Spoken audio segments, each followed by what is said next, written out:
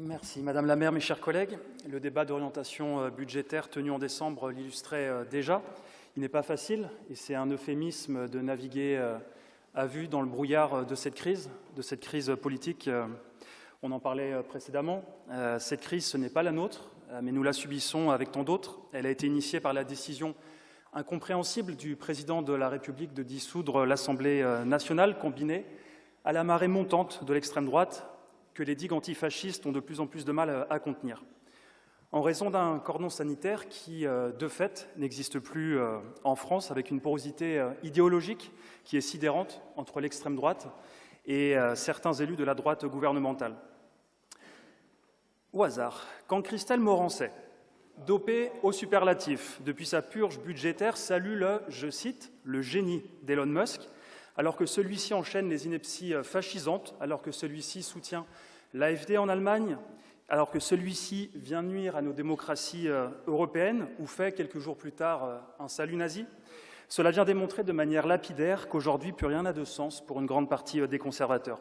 Et ailleurs en Europe, je pourrais citer également ce qui se passe en ce moment en Allemagne avec les convergences entre la CDU et l'AfD. Je pourrais aussi citer ce qui se passe depuis des mois aux Pays-Bas avec l'extrême droite qui gouverne avec l'ancienne droite gouvernementale.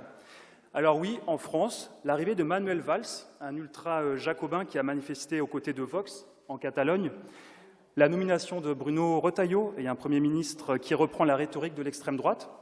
Tout à l'heure, Madame Sarah El Haïry faisait nom du doigt quand on reprenait la phrase de François Bayrou sur la submersion. Oui, tout à fait, et je vous voyais dire sentiment. C'est exactement la même chose. C'est aller sur le terrain de l'extrême droite, parler de submersion ou de sentiment de submersion, c'est exactement la même chose. C'est ce que Nicolas Sarkozy faisait il y a 20 ans avec l'insécurité et le sentiment d'insécurité. Au final, vous allez sur le même terrain. Alors ces exemples, ils illustrent le délitement réactionnaire du pouvoir. Cette confusion des valeurs, l'essoufflement de la solidarité, la démolition de nos acquis sociaux et la déstabilisation des structures démocratiques, tels sont les vents contraires avec lesquels nous, élus de gauche à Nantes, socialistes, écologistes, communistes et autonomistes, devons composer tout en agissant pour l'égalité et la cohésion sociale. Les relais locaux des droites n'aident pas vraiment à la clarification. Julien Bavel parlait tout à l'heure, je cite, de bordel absolu à l'Assemblée nationale. Il traitait nos camarades du PCF de staliniens.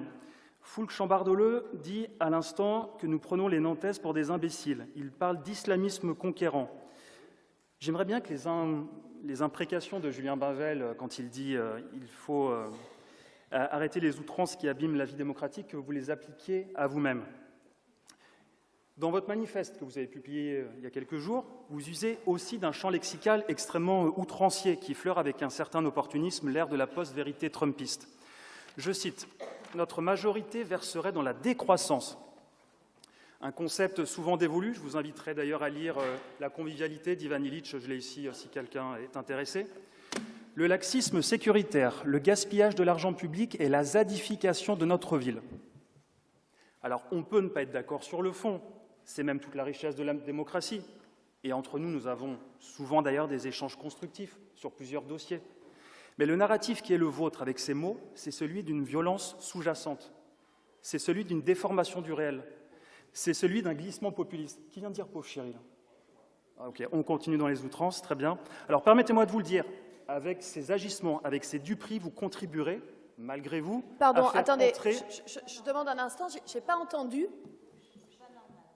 Je vous demande de retirer Il va falloir votre que propos, vous vous habituiez aussi à ce qu'on vous fasse des réelles critiques et qu'on décrive la réalité. Non, donc, pardon, il se plaint. C'est pas le sujet, c'est pas le sujet, monsieur Foutin. Je suis désolé. Monsieur Chambardelot, je vous demande de retirer ces propos. Absolument pas. Pardon? Je ne retire rien du tout. Scandaleux, reprocher. Franchement, c'est la honte. On n'a jamais vu ça dans cette assemblée. Franchement, on n'a jamais vu ça dans cette assemblée. S'il vous plaît. Je vous le demande une dernière fois, monsieur Chambardelot, je le dis pour celles et ceux qui n'ont pas entendu, vous avez donc répondu à Aurélien Boulet qui portait des sujets de fond, je cite, « pauvre chéri », c'est bien cela? Ça vous semble, en République, en séance de conseil municipal, à Nantes, une manière de s'adresser? Ça vous semble le message d'éducation que nous voulons envoyer à tous les enfants de cette ville. Vous faites comme si vous ne savez pas ce que cette expression contient, ce à quoi elle renvoie. Vous pensez à tous les gamins, tous les collégiens, ce que ce mot dans les cours de récré dit. Vous pensez aux garçons de 5e et de 4e qui sont parfois stigmatisés pour des questions que vous connaissez parfaitement. C'est une honte ce que vous venez de faire. Et je retiens que vous refusez de retirer des propos. Il y a là un glissement extrêmement grave. Je dis mon soutien le plus total et ma fierté des propos d'Aurélien Boullé que je vous demande d'applaudir chaleureusement.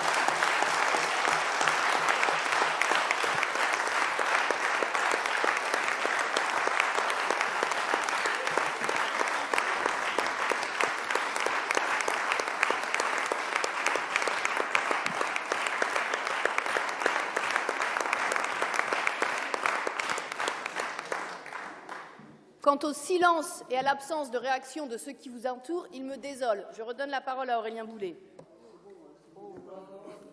Je n'ai pas fini. Merci Madame la maire, merci chers collègues. Alors oui, cher Foulques-Chambardelleux, permettez-moi de vous le dire, avec ces duperies, avec ces comportements, avec ces mots, vous contribuerez malgré vous je l'espère, à faire entrer le RN dans notre Assemblée. Cette irruption de l'extrême droite, nous en serons toutes et tous victimes, et en premier lieu les personnes les plus fragiles et discriminées. Alors pour conclure, dans ce contexte économique et politique inédit, avec un tel niveau d'incertitude, nous proposons un budget 2025 pour l'égalité, l'éducation, la proximité, la vie sociale, la sécurité, la solidarité et la bifurcation écologique. Pascal Bollot l'a démontré. La ville de Nantes, qui présente l'analyse de ce budget sous l'angle de la transition écologique et l'égalité femmes-hommes, s'engage pleinement pour l'atténuation du changement climatique et pour devenir une ville, la première ville non sexiste de France.